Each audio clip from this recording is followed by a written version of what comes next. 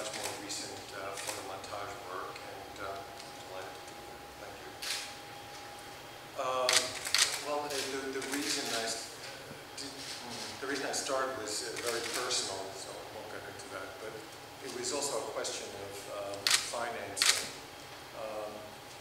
I was looking to do what would have been for me a relatively big budget movie, and the financing just was not happening.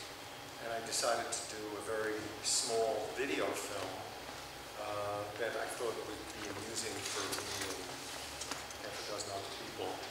And it just got bigger and bigger and bigger, and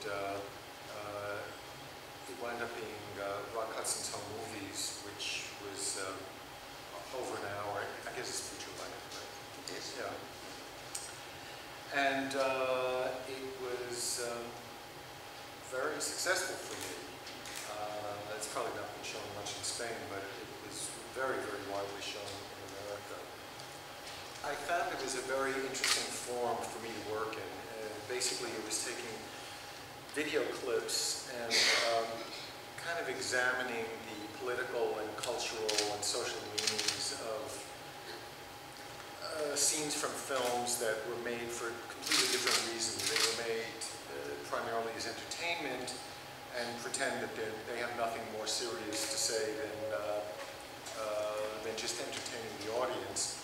But I think we know now, we should know, and even then, when I made the film almost 20 years ago, that films do also, they also kind of encapsulate the values, the morals, the sentiments, the feelings, the emotions, and the political attitudes of the times that they're made in.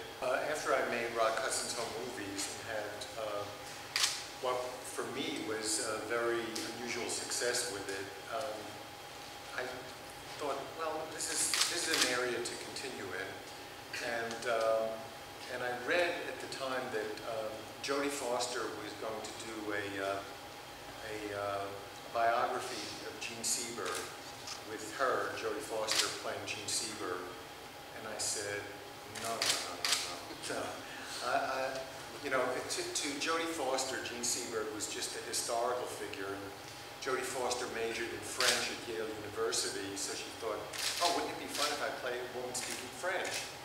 And probably her accent was a lot better in French than Gene Seberg's French accent.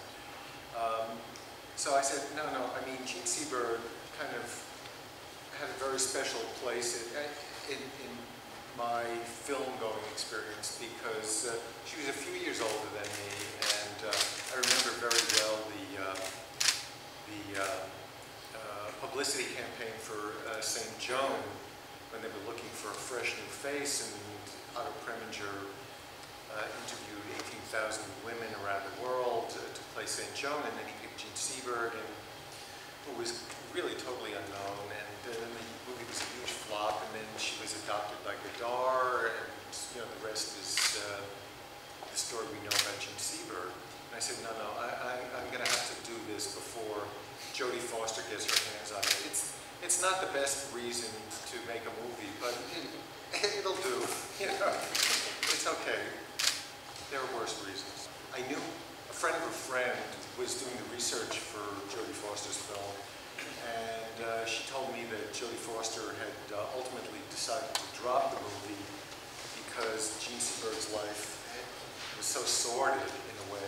Like, she just thought, oh, you know, nice American girl goes to France and becomes a movie star, but, you know, like with drugs and alcoholism and suicide attempts and many lovers and failed marriages, and so Jodie Foster decided not to do it. So I'm okay with that.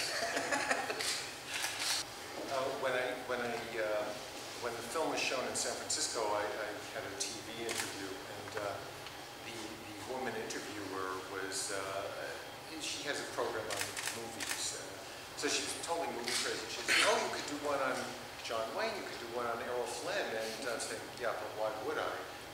I mean, the point of both the Rock Hudson movie and Gene Seberg was that both of them interested me for reasons that were outside their star, outside of the fact that they were Hollywood movie stars. It was a way of taking a look at social and political situations of the times in which they were in movies, and reflecting on them years later when I was making the movie. So, like doing something similar about Errol Flynn is of no interest to me, whatever. By which I don't mean to make it sound like, boy, these are political movies with a real meaning. I mean, it's just, both films analyze the context in which the movies were made, and this kind of double vision, the vision that they had when they were making the movies, the vision that we have seeing them in retrospect, and everything that happened in between. And then, as a result of these movies, I was invited by the Jewish Museum in New York.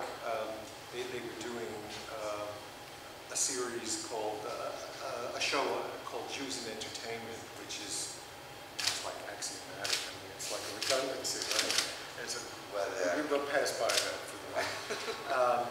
And they asked me to do a film about John Garfield, which, whom I didn't know very much about, and it didn't much interest me, but I thought, okay, well, this, I'll do this. And then I started looking at John Garfield's films, and he was a very, very interesting actor who also had a very interesting political and social background. He was, for example, he was like the first Jewish movie star in Hollywood who acknowledged being Jewish and actually played Jewish parts, mostly after World War II. And that was kind of an interesting thing for me to work on as well. And originally they wanted a very, very short film. They said, well, how about 1 minute? And that's like 1 minute. That's like the Groucho Marx thing, saying, hello, I must be going. I mean, what can you do in 1 minute? You say, hello, this is John Garfield, goodbye now. So I said, well, I think less than 5 minutes, it doesn't make any sense. So I said, okay, 5 minutes. And then I had so much material, excuse me, I had so much material, I said, well, this has to be longer than 5 minutes, and I made my own version. It's 9 minutes, and that'll be shown here too.